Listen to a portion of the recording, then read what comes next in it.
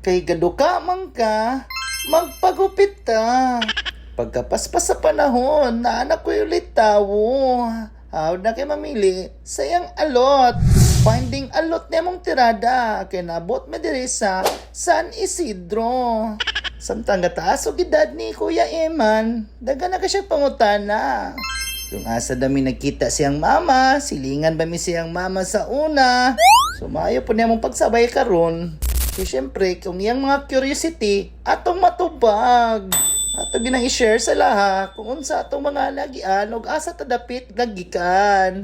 Para pag-abot sa panahon, sila na pa mo sumpay sa atong istorya, ang atong masunuray, ang atong mga anak. Oh, si may gwapo na may diri ha. Oh, hanto diri sa sakyan na nakapadung na mi pauli, sige ka pon siya pangutana.